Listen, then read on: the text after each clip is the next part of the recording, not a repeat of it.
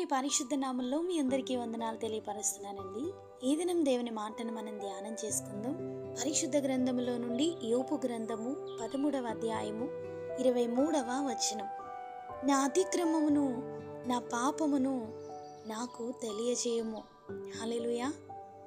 యోబు గారు నా దోషములెన్ని నా పాపములెన్ని అని తనను గూర్చి మాట్లాడుకుంటున్న సందర్భాన్ని మనం ధ్యానం చేస్తున్నాం.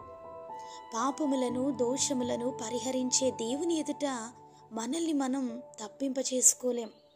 ఆయనకు సమస్తము తెలుసండి. మన జీవితంలో ప్రతి చిన్న విషయం కూడా ఆయన ఎరిగి ఉన్నారు. అటువంటి దేవునికి ఆరాధికునిగా ఉన్న దావీదు గారు ఒక సమయంలో తన తప్పులను తన దోషాలను దేవుని ఎదుట కప్పుకొనే ప్రయత్నం చేశారు.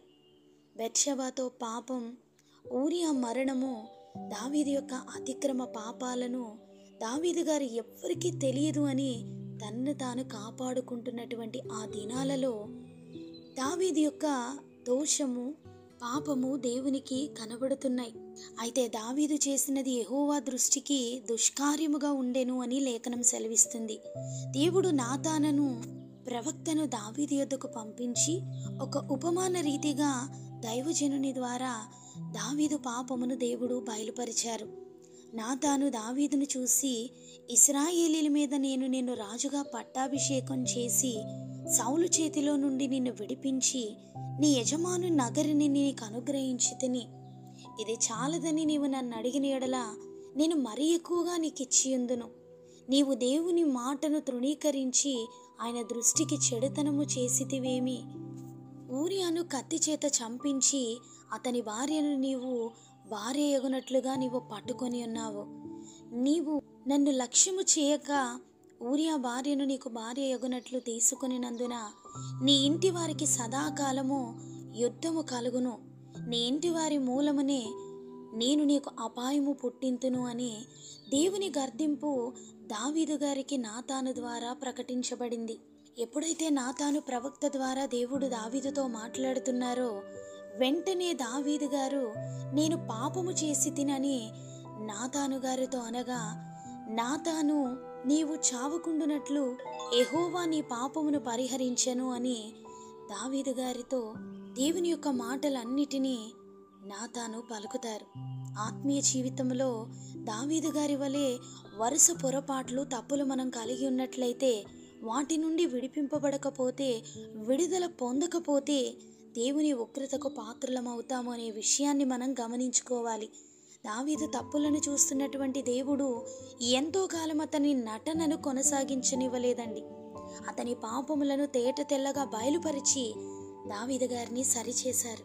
వాక్యాన్ని వింటున్న మనలో ఎదుటివారిది ఏదైనా ఆశించే బుద్ధి మనం కలిగి ఉంటే ఆ స్థితిని బట్టి మనం విడిపించబడాలి అని ప్రార్థించాలి. నీ పొరుగువాని భార్యనైనను, అతని దాసినైనను, అతని దాసీనైనను, అతని గాడిదనైనను, నీ పొరుగువానిదేది నీ కూడా ఆశించకూడదు అని నిర్గమాకాండము 20వ అధ్యాయము 17వ వచనంలో దేవుని ఆజ్ఞ ప్రకటించబడింది. నిజముగా దేవునిని వెంబడించేవారు, ఆయన మాటలను ఆచరణలో పెట్టుటకు ప్రయాసపడేవారు ప్రభు సహాయముతో ఆ పాపము నుండి విడిపించగలుగుతారండి. దేవునిని మేము వెంబడిస్తున్నాము, ఆయన మాతో ఉన్నారు అని గుడారంలో పాపాన్ని ఉంచుకునేవారు కొందరు వారి జీవితంలో పాపాన్ని ఉంచుకుంటూనే, పాపాన్ని ప్రోత్సహిస్తూనే, పాపముతో జీవిస్తూనే దేవునితో కూడా నడుస్తూ ఉంటారు.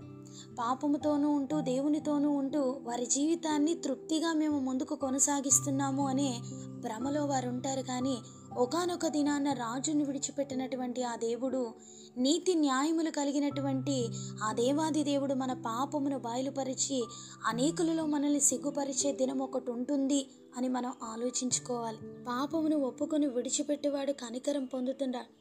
వాటిని కప్పుకొని దేవునితో మనము నడుస్తున్నామని మనల్ని మనం భ్రమ పెట్టుకోకూడదండి. దావీదు గారి జీవితంలో తెలియనంతసేపు ఎంతో సంతోషంగా తన జీవితాన్ని కొనసాగిస్తున్నారు. కానీ ఎప్పుడైతే దేవుడు చూశాడు, ప్రవక్త ద్వారా ఆయన చూసిన వాటన్నిటినీ కూడా ఎప్పుడైతే దావీదు గారికి బయలుపరిచారో, ఆయన కన్నీరు కారుస్తూ ప్రభు సన్నిధిలో పశ్చాత్తాపము చెందుతూ తన పరుపును, తన తలగడలు సహితము కన్నీటితో కొట్టుకుని పోయేంత పశ్చాత్తాపము కలిగి దుఃఖము కలిగి దేవుని సన్నిధిలో ఆయన ప్రణాపిస్తూ వేదనతో ఆయన కనికరాన్ని పొందుకోవడానికి ప్రయాసపడ్డారు. నేటి మన జీవితంలో మనము పొరుగు వారిది ఏదిని మనం ఆశించకూడదు. ఆశించిన యెడల దేవుని ఆజ్ఞను మీరిన వారమై ఆ ప్రవర్తన ద్వారా మనకు నియమించబడిన ప్రతి శిక్షకు మనం పాత్రలమవుతామనే విషయాన్ని మనము గ్రహించాలి.